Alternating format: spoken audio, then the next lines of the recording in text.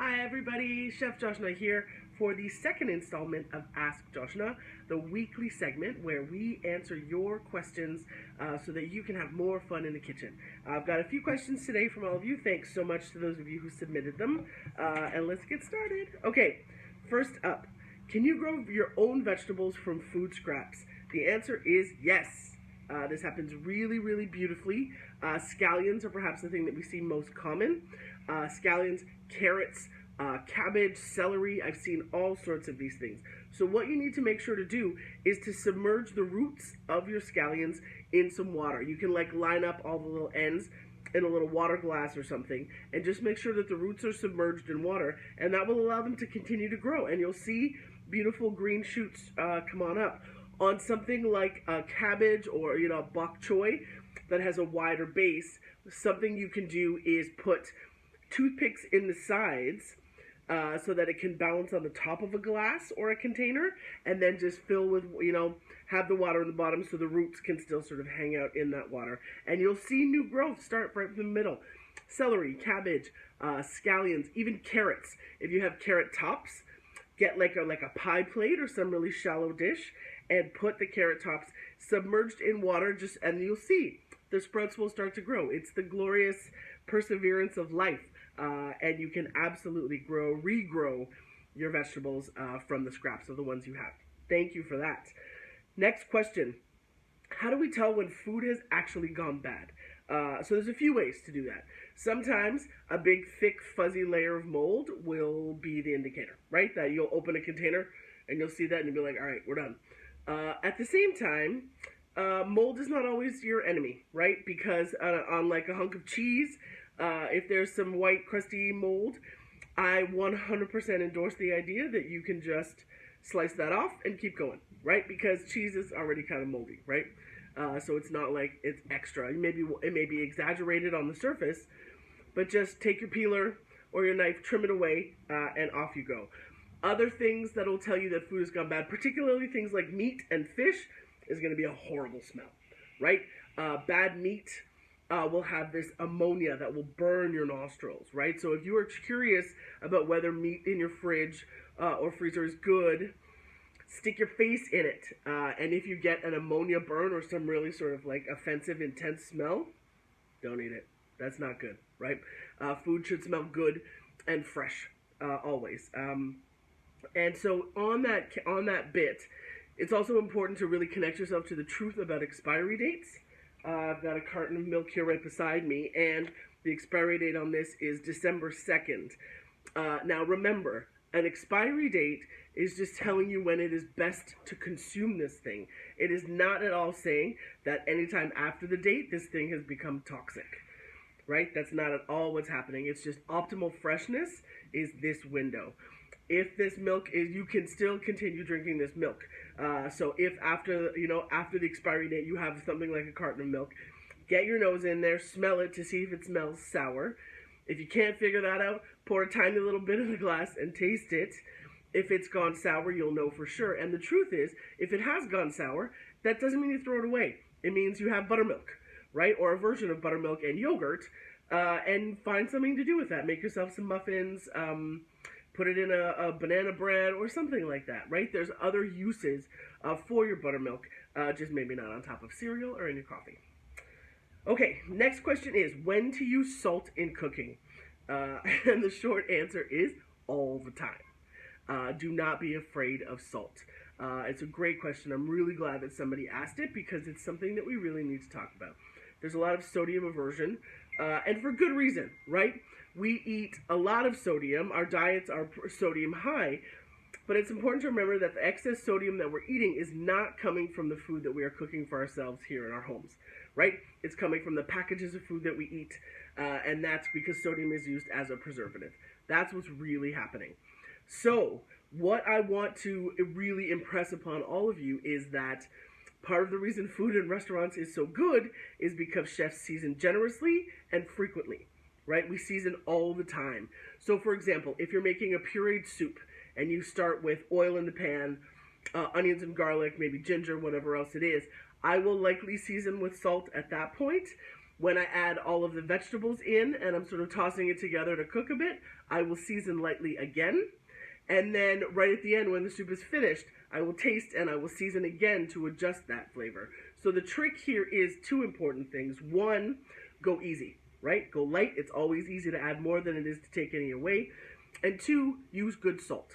So the salt that I use is kosher salt, right? And I'll pull it here for you. On the stove. So this is kosher salt.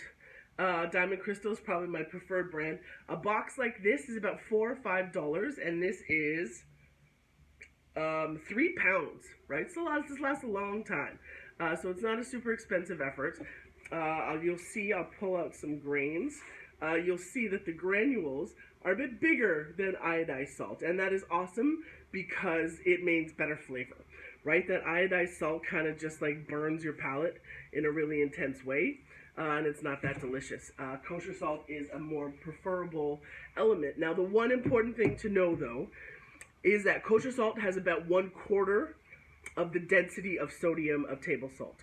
And that's important because it means that you will use more, right? It'll look like you're using lots, but there's way less. So in a 1/4 teaspoon of kosher salt, there is like 200 milligrams of sodium. And in a 1/4 teaspoon of iodized table salt, there is about 800 milligrams of sodium.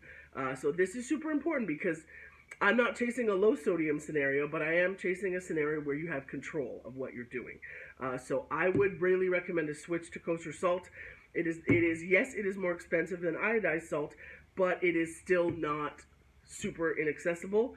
$4 or $5 for this box will last you months and months and months. I go through it fast, but I'm a bit of a different cat. Do yourself a favor. It's better flavor, and it's better for your body, right? It's not quite as much intense sodium. The other side of things, though, is you start getting into sea salts, fancy, beautiful things like that, and the sea salt, it's actually has even less sodium density than this kosher salt. And which is why you see sort of really liberal use of it, because it's quite light, right, from a sodium perspective. But this is one of my favorite sea salts. It's called Malden, and it's from the UK. And you can see it's these like gorgeous little crystals, right? And we use this as a finishing salt. It adds a little beautiful crunch. If you ever watched Nigella Lawson or Jamie Oliver cook, it is these beautiful like flakes of salt that come out of their hands. It is very, very delicious. It is a more expensive salt for sure. A smaller box of this is like $8 or $9, but you use a tiny little bit. This is not the salt for pasta water, right? This is the salt for pasta water, but it is beautiful. It adds a little extra crunch. I like to do it like over pasta, something soft. If you have like mashed potatoes or mashed vegetables, a little tiny sprinkling of crunchy salt makes textural interest, and it gives you just a little beautiful, salty, flavorful hit. But remember, right, there's a reason why every culinary tradition on the planet uses salt or some saltiness, right, be it seaweed or soy. Salt is key. There's a mineral balance that our bodies need, but also salt does this wonderful job of helping food taste more like itself. That's probably the best way for me to describe it. It sort of solicits all the best bits of flavor out of the food. So don't be afraid. Season your food well. Season from a height so you get a better spread of the salt on the dish. But don't be afraid of salt. Don't be afraid of salt and cooking. And eat less stuff that comes in a package. Okay. Somebody's asked me for recommendations for easy vegetarian meals. This is a mega question, but what I'm going to do is give you 4 ideas of things to search and recipes to look for that I think will be fast, easy, and delicious, right? First up, I really want to encourage everybody embracing vegetarianism to make friends with a good veggie chili. I think a veggie chili will serve you very beautifully. A trick that I found that I like a lot is that you make a chili with the regular sort of ingredients, onions, garlic, beans, corn, vegetables, whatever you've got, right? And then some tomato and some like pureed tomatoes and some broth. But what you want to do is make it extremely liquidy, almost though you're making a soup, right? Make it really, really liquidy. And then right at the end, you add bulgur to this. And bulgur is a cracked wheat. Add bulgur, stir it, and let it hang out. As the bulgur absorbs that liquid, it will thicken up, and at its full bloom, it has this glorious, like, meaty richness to it, which is very, very compelling, and I have fooled many people into thinking that this was ground meat, and then they find out that it's bulgur, and they really feel like they've been tricked. So veggie chili using bulgur is super important. Also, it can be vegan quite easily. Something else that I'm super into eating these days is the idea of a plate that is sort of smeared beautifully with hummus, and you can buy it, you can make it whatever you want. I got really into making cauliflower hummus recently, but then you sort of top it with things. Classically, in an Israeli, Lebanese, Middle Eastern restaurant, you will get hummus that is topped with things like shawarma or other vegetables and salads, which is like one of my most favorite things to eat.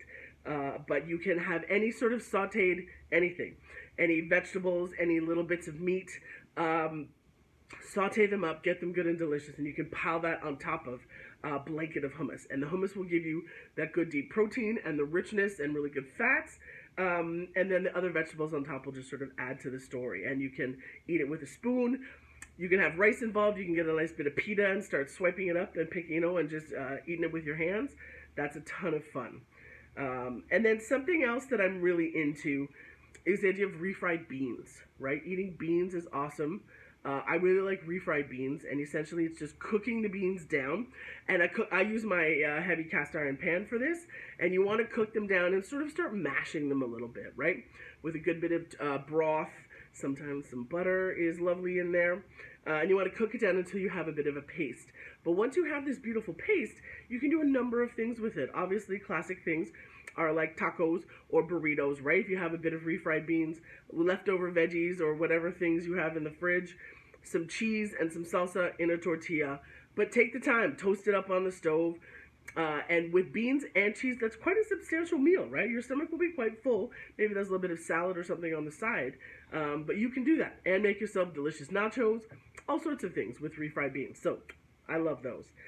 And finally, if you're a vegetarian or excited about being vegetarian, you got to learn how to make a curry, right? Indian food, I think, does by far the best job of making vegetables the center of the plate and the main event. So learn how to make a curry. It can be quick and simple: chopped onions, garlic, ginger, masalas and spices that you will have kicking around in your cupboards.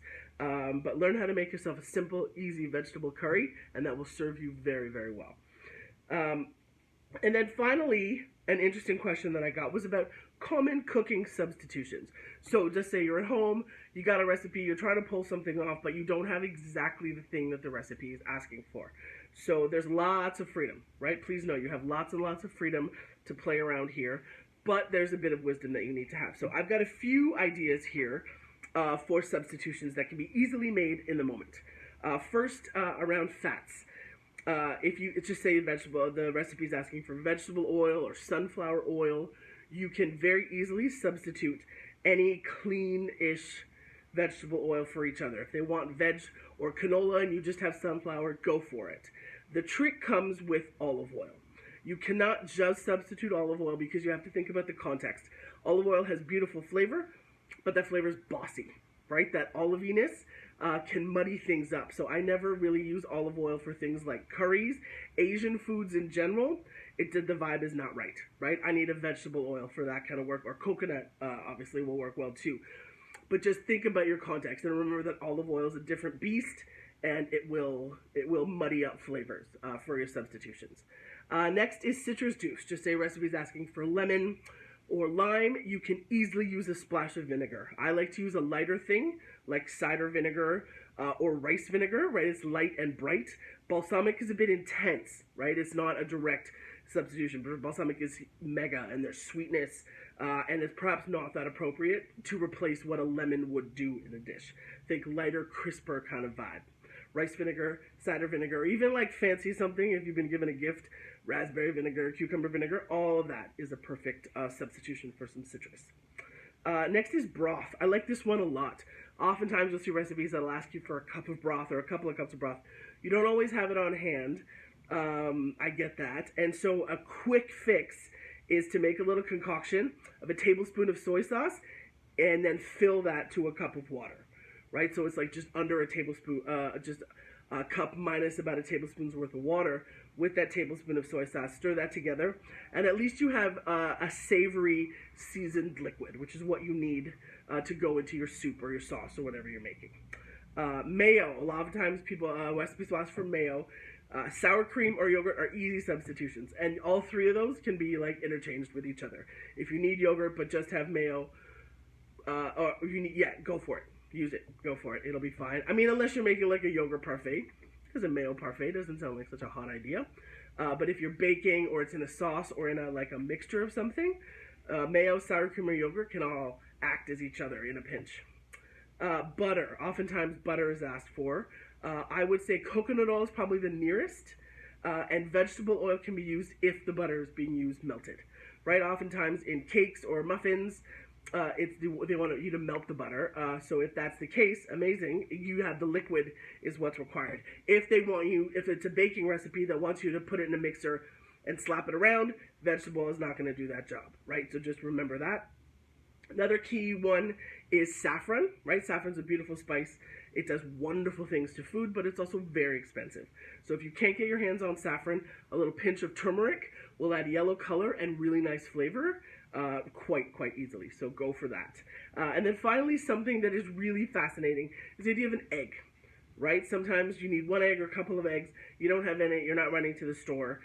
So things that you can do, a bit of mashed banana, right? Because the egg binds things together. So that mashed banana, applesauce, pureed pumpkin, perfect, we'll do that.